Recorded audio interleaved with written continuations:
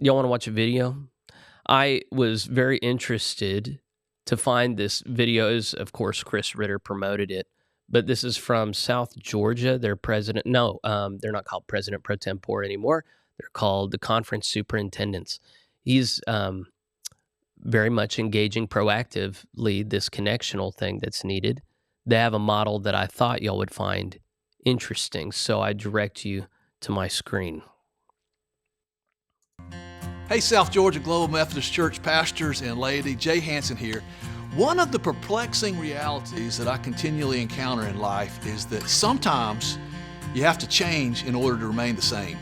We find ourselves in that spot once again in South Georgia in the Global Methodist Church. After our recent convening annual conference in Costa Rica, which was amazing by the way, we've had a large wave of new churches who've joined the Global Methodist Church, which is great and wonderful. God's doing some incredible stuff. But one of the things we don't ever want to change for our conference is we always want to have life looking for structure, not structure looking for life. And we always want to stay small and lean so that we can have real relationships where we know each other and we care for one another and we hold each other accountable in relationships. So our conference has been organized into connectional communities, which ideally are about 10 churches that are connected together to do life together and do ministry together. And each connectional community is shepherded by a connectional community presiding elder. Well, with all these new churches joining, we need to restructure in order to keep our connectional communities small and functional. We used to have 13, but now we're moving to 19 different connectional communities. So some of you churches will stay in the same connectional community you were with the same people.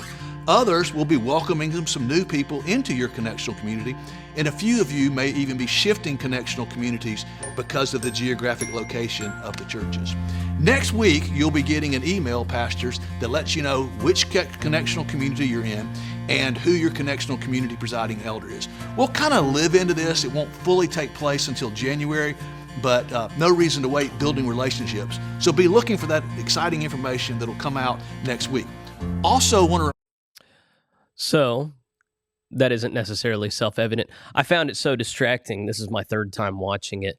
Just to have that music in the background. I don't know why everybody does this. I think it comes from a culture where I've noticed a lot of churches, they don't have just normal prayer where the only sound is the person praying. There are a lot of people who can't pray without a soundtrack, which I find so annoying and distracting.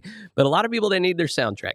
So you got a soundtrack to this that is, I find distracting. But anyway, besides the distractingness, there's this notion called connectionalism, and it's not unique to Methodists. I mean, it's implicit in the scriptures that churches are supposed to be interconnected. They're supposed to know who each other are. Even so, Methodists once upon a time were really good at this, and the pastors of different Methodist churches, circuit riders, all knew each other. They knew their bishop or superintendent, general superintendent. They knew their district superintendents. And what's unique about this era of Methodism that we live in, I've been talking about this as far back as my Bitter Medicine series, is that we've allowed Methodist leadership to get siloed and largely not know each other, so that whenever we show up at annual conference, we really don't know each other. We just all look at whoever's on stage and sing together and have the same overwhelming loud music where we can't even really hear each other. But that's not really the dream of Methodism or of the Bible. The dream is that we all know one another and that we have a shared feeling, not just of shared identity in Christ, but shared mission that we're all engaged in. And so that's the hope of my new tribe, the Global Methodist Church. The hope is that we all share the joy and the burden of advancing the mission, which is to spread scriptural holiness across the globe. But what does that mean?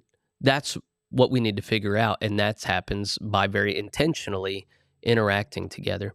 So they have these connectional communities in South Georgia. These things are not mandated in the New Book of Doctrines and Discipline. Rather, it allows each annual conference to design its own structures that are normative in that area. So here in the Heartland Annual Conference, we're still figuring this out. So my conference superintendent recently got us all together and said, we don't have the muscle to start anything formal. You guys start something informal, and I'm looking forward to that.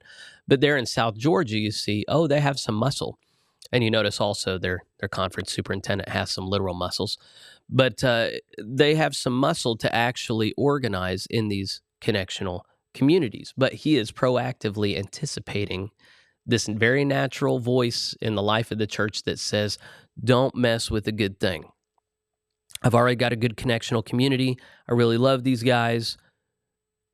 But he's saying, we're growing, we're getting more churches in, and we need to work them into the structure. And so I think his opening thing was, in order to stay the same, we have to change. And there is wisdom and truth in that. And you find that in the local church. Whenever you have Wesleyan classes, there are people that get together every week and they love each other and they do life together. But as more people come into the covenant community, you can't just keep throwing them into the same class meeting. Rather, you add some, but then eventually it has to divide. And that means people who have learned to love one another have to be apart from each other now for the sake of loving and knowing new people. There are a lot of people who rebel against that. There are a lot of people who resent that. And so I think, this is one of those growing pains. It's promising. He says we have more churches joining us. At the tail end of this video, he actually talks about they're hosting get to know you times for the GMC. And he realistically says, if you are not in the GMC, but you and your church are looking to join up, come to this event. It's very interesting to be a part. We didn't do this in the UMC. And granted, we're new and the momentum's with us, but we are growing. And even at this point, even after, we've been founded a while back at this point, a lot of different churches, independent and denominationally affiliated, are looking at us and going, maybe we should join up there.